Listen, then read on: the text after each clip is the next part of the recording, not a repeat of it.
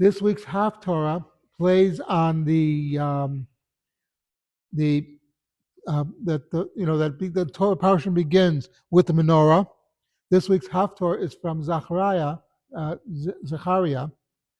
in which he's talking about the putting in of the golden menorah in the Beit Sheni, the second temple.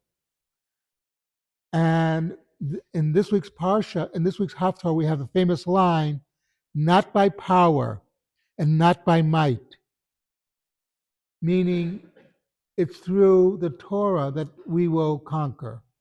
That by being, what? That's right. We say this every day. But what's going on here is that we're getting an important, valuable lesson that there have been many empires that have come and gone. They filled the world with all their noise, with their armies marching there, here and there, conquering everything in their path. And today, we don't even hear of anything about those empires. They no longer exist. We might find little shreds here and there, but we don't see these empires. And it's saying something important. Whereas the Jewish people, we were never the most powerful people in the world, but we did have the Torah, we did have a moral system in place. And when you lose this system, then your culture will disappear. Interesting to note that the last survivor of the Battle of Bunker Hill, when they asked him why he went and fought in the Battle of Bunker Hill, did he know Locke? Did he know Montesquieu? He said, I never heard of them. What have you read? I only have one book in my house, and that's the Bible. Lincoln, during the midst of the American Civil War,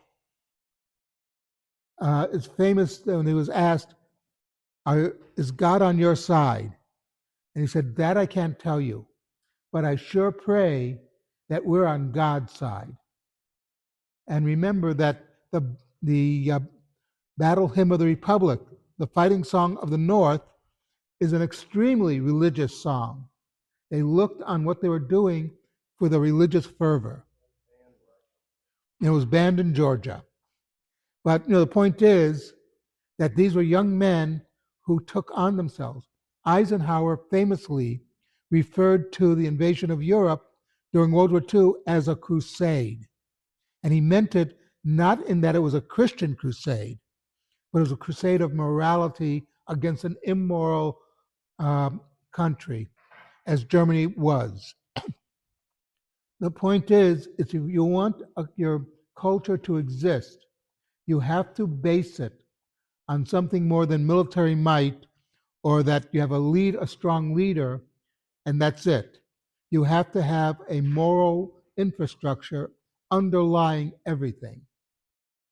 And this is what Zechariah is coming across to say. When we're talking about the period of this rebuilding of the Beit Sheni, the second temple, it was a very poor community in the land of Israel at that time. They didn't have much money. There were very few.